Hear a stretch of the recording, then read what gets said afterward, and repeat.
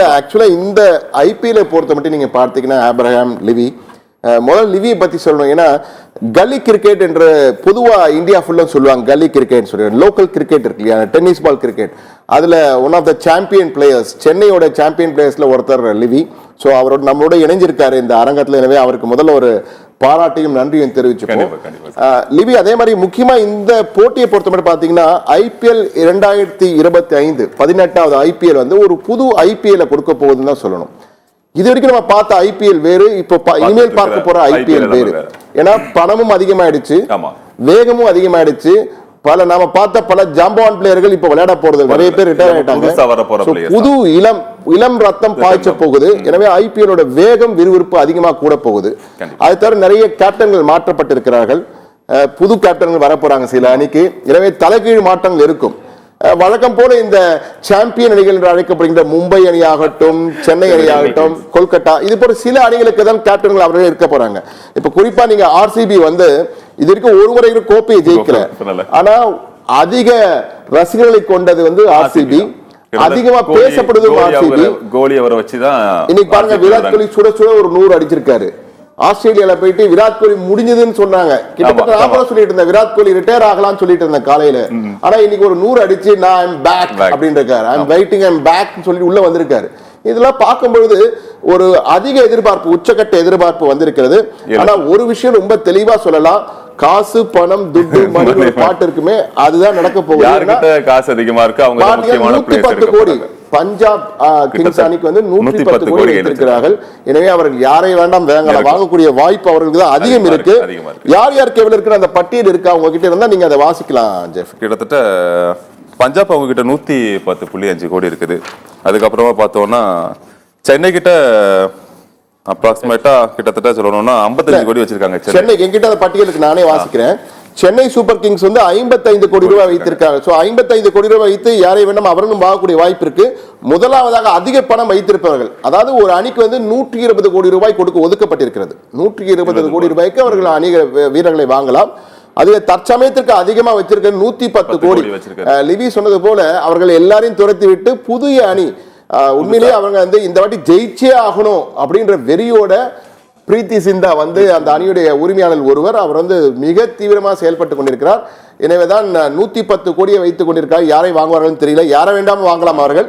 அடுத்தது ராஜஸ்தான் ராயல்ஸ் 40, அதுக்கு அடுத்ததாக ஆர்சிபி 83 கோடி வைத்திருக்கிறார்கள். எனவே பெங்களூர் அணியிலும் பல புதிய சிறந்த வீரர்கள் வருவதற்கான வாய்ப்பு இருக்கிறது. அடுத்தது டெல்லி 73 கோடி, லக்னோ 69 கோடி, குஜராத் 69, சிஎஸ்கே சென்னை 55 கோடி, கொல்கத்தா 51 கோடி, சன்ரைசர்ஸ் ஹைதராபாத் 45 கோடி, மும்பை இந்தியன்ஸ் 45 கோடி, ராஜஸ்தான் ராயல்ஸ் தான் குறைவாக வைத்திருக்கிறார்கள் 41 கோடி. ஆனால் ராஜஸ்தான் ராயல்ஸ் இந்த வாட்டி மிக சிறந்த அம்சம் என்னவென்றால், ராகுல் டிராவிட் என்ற அந்த அணிக்காக விளையாடியவர், முதல் கோப்பை விளையாடி இருந்தார் நினைக்கிறேன் இல்லையா, ஷேன் வான் தலைமையில் அவர் விளையாடி இருந்தார். அவர் மீண்டும் அந்த அணிக்கு கோச்சாக போகிறார்.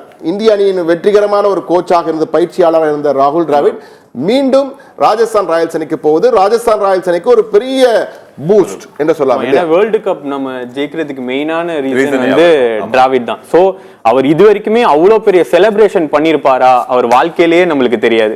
அந்த வேர்ல்டு கப் ஃபைனலை பார்த்த எல்லாருக்குமே தெரியும். அந்த கடைசி ஸ்டேஜ்ல அவர் கண்டிப்பா அவரோட மூளை அதுல இல்லாம அந்த கோப்பையை நம்ம வந்து ஜெயிச்சிருக்க முன்னாடியே. சோ அதனால அவர் ஜெயிச்சோடனே இவங்க உடனே அவர் அப்படியே எடுத்துட்டாங்க. ராஜஸ்தான் ராயல்ஸ் பாத்தீங்கன்னா சஞ்சு சாம்சன் வச்சிருக்காங்க, எஸ்எஸ்பி ஜெய்ஸ்வால், ரியான் பராக், துருவ் ஜுரேஜ், கிம்ரான் மட்டும் சந்தீப் சர்மா கிட்டத்தட்ட ஒரு 5 பேர் ரிட்டைன் பண்ணிருக்காங்க. ரொம்ப பெரிய வேலை எல்லாம் கொடுத்து யாரு வாங்கின மாதிரி கிட்டத்தட்ட 18 கோடி கொடுத்துருக்காங்க. ஓகே, எஸ்எஸ்பி ஜெய்ஸ்வால் 18 கோடி. சோ ரொம்ப மெயினா ஒரு 20 கோடிக்கு மேல கொடுத்து ஒருத்தர் ரிட்டைன் பண்ணோம் இல்ல யாரையா வச்சுக்கணும் அந்த மாதிரி யாருமே. பட் ஆனா நீங்க பாத்தீங்கன்னா இந்த 5 பிளேயருமே வந்து பாத்தீங்கன்னா இப்ப கரண்ட் ஃபார்ம்ல இருக்கிறவங்க, யங் பிளேயர்ஸ். இன்னொன்னு நீங்க சொல்றது யங் பிளேயர்ஸ். இப்ப பாத்தீங்கன்னா ஜெய்ஸ்வால் அவரு டெஸ்ட் மேட்ச்லயும் பொறுமையா நின்னு ஆடுவாரு, ஓடிலயும் 50 ஓவர்ஸ்லயும் பொறுமையா நின்னு அழகா பாலுக்கு தட்டி ஆடுவார். T20 போயிட்டீங்கன்னா அவர் அப்படியே டோட்டலா வேற மாதிரி இருப்பார். சோ 6-4 எல்லாம் ரொம்ப அசால்ட்டா அடிப்பார். சோ ஃபாஸ்டஸ்ட் T20 50 100 எல்லாமே அவர் வந்து ஈஸியா அடிக்கக்கூடியவர். ஐபிஎல்ல இன்னொன்னு ராஜஸ்தானுக்கு அதிகமா ஸ்கோர் அடிச்சு கொடுத்துட்டு இருக்காரு எல்லா சீசன்லயுமே. ஜெய்ஸ்வால் வந்து வீரேந்தர் சேவாக்னு சொல்லலாமா நம்ம? கண்டிப்பா. ஏன்னா வீரேந்திர சேவாக் பாத்தீங்கன்னா ஃபர்ஸ்ட் பாலே 4 அடிக்கணும்னு நினைப்பாரு. யாருமே மத்த எந்த பிளேஸ்மே 3 தர டெஸ்ட் கிரிக்கெட் ஆகட்டும், T20 ஆகட்டும், ஒன் டே ஆகட்டும், ஒரே மாதிரி ஆடக்கூடிய வீரேந்திர சேவாக் நான் பார்த்தது. ஜெய்ஸ்வால் எப்படி நீங்க? ஜெய்ஸ்வால் வந்து அந்த அந்த மேட்சுக்கு அடாப்ட் ஆயிப்பாரு. இன்னொன்னு அது வந்து ரொம்ப நல்ல, அதனால தான் அவர் இந்த யங் ஏஜ்லயுமே பாத்தீங்கன்னா டெஸ்ட்ல இவ்வளவு நல்லா பெர்ஃபார்ம் பண்றாரு. T20ல நல்லா, இன்னொன்று இந்திய டீமுக்குள்ள வர்றது சும்மா கிடையாது. ஏன்னா பல மேட்டர் இருக்கு உள்ள. சோ அவர் வந்து சஸ்டெயின் பண்றாருல டீமுக்குள்ள. சோ அந்த ஃபார்ம் வந்து அவர் மெயின்டைன் பண்றாரு. இன்னொன்னு சஞ்சு சாம்சன் நம்ம ரொம்ப கூர்ந்து பார்க்கணும். ஏன்னா அவருக்கு வந்து வாய்ப்பே கிடைக்காது. ரொம்ப நிறைய டைம் வாய்ப்பு கொடுத்தாங்க, ஆனா அவர் வந்து சரியா பெர்ஃபார்ம் பண்ணல. ஆனா இந்த தடவை லாஸ்டா சவுத் ஆப்பிரிக்கா கூட விட்டாங்க, பொளந்து கட்டிட்டாரு. ஒரே ஆண்டில் இருமுறை 100 அடித்தவர் அவர். ஒரே அதாவது 4 மேட்ச்ல 200.